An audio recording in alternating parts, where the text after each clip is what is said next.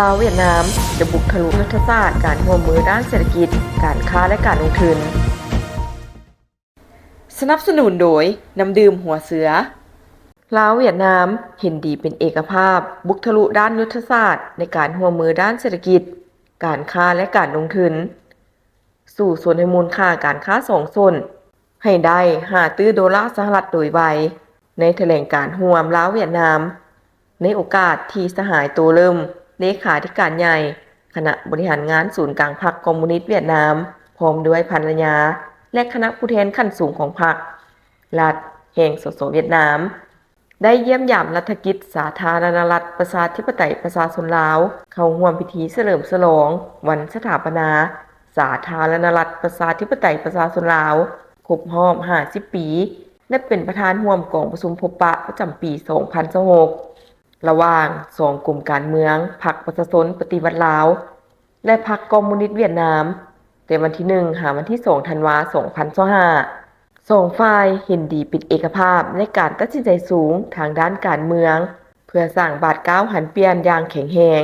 บุกทะลุด้านยุทธศาสตร์ในการร่วมมือด้านเศรษฐกิจการค้าและการลงทุนและพัฒนาพื้นฐานโครงสร้างเฮ็ดให้การร่วมมือในของเขตดังกล่าวกลายเป็นเสาค้ำหลักหนึ่งของหุ้นส่วนยุทธศาสตร์แบบต่างฝ่ายต่างมีผลประโยชน์และเพื่อให้สมคู่กับระดับของสายพันธุ์พิเศษลาวเวียดนามการเปิดน้ำใช้ท่าเทียมเรือเลข3ของท่าเรือสากลลาวเวียดนามบ่เพียงแต่เป็นบาดก้าวผลสำเร็จด้านพื้นฐานโครงสร้างแต่ยังเป็นสัญลักษณ์ของการเป็นหุ้นส่วนยุทธศาสตร์การพัฒนาประกอบส่วนหันวิสัยทัศน์นำเอาสปป.ลาวออกสู่ทะเลให้ปรากฏผลเป็นจริงเชื่อมจอดลาวเวียดนามกับภาคพื้นและแนวทางการพัฒนาแบบยืนยง2ฝ่ายให้คำมั่นสัญญาจะสืบต่อร่วมมือกันอย่างแน่นแฟ้นเพื่อประกอบส่วนรับประกันเสถียรภาพทางด้านเศรษฐกิจความมั่นคงด้านพลังงานของแต่ละประเทศเห็นดีเป็นเอกภาพสุกนิ้วผันขยายบรรดาโครงการยุทธศาสตร์ขนาดใหญ่ในของเขตพลังงานการสำรวจขุดค้นแร่ธาตุและเชื่อมโยงพื้นฐานโครงสร้างคมนาคม2ฝ่ายยืนยันความตัดสินใจสูงเพื่อสร้างสิ่งอำนวยความสะดวกระดมแรงกำลังแฮงเพื่อลงทุนในบรรดาโครงการร่วมมือที่เป็นจุดสูงให้ปรากฏเป็นรูปธรรมโดยไวซึ่งประกอบด้วยเส้นทางรถไฟเวียงจันทน์มุงอางบรรดาโครงการสายส่งไฟฟ้า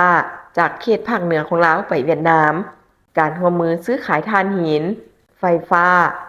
สร้างสางเก็บน้ำมันเชื้อไฟยุทธศาสตร์อยู่เขตชายแดนและขุดค้นแร่ธาตุถือว่านี่แม่นกำลังยุดันสำคัญและเป็นสิ่งกระตุกสุกยูและสร้างบาดก้าวบุกทะลุในสายพัวพันร่วมมือระหว่าง2ประเทศในระยะต่อหน้าเวียดนามแสดงความสมเสยฝ่ายลาวที่ได้ตัดสินใจเป็นเจ้าการพันขยายโครงการสร้างเส้นทางด่วนเวียงจันทน์ฮานอยระยะแต่นครหลวงเวียงจันทน์หาด้านชายแดนแถงถุยส่วนเวียดนามก็จะลงมือก่อสร้างเส้นทางแต่นครวิ่งถึงด้านชายแดนแทงถุยในต้นปี 2026 2ฝ่ายจะประสานสมทบค้นคว้าเสนอบรรดามาตรการที่เหมาะสมเพื่อแก้ไขความยุ่งยากสิ่งกีดขวางรับประกันบรรดาโครงการจัดตั้งให้สอดคล้องกับแผนนโยบายเนื้อในจิตใจการชี้นำของการนำขั้นสูงของ2พรรค2รัฐพร้อมกันนั้น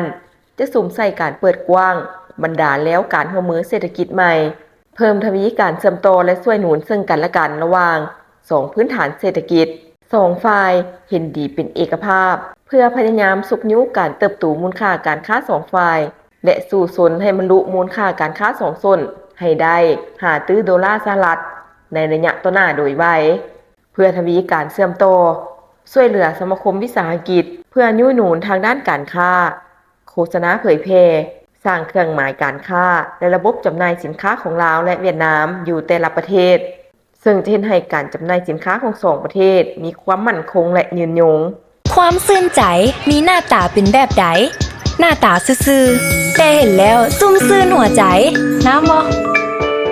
น้ำดื่มหัวเสือคุณภาพเหรียญคำระดับสากลตื่มความซื่นใจห่วงใยทุกเวลา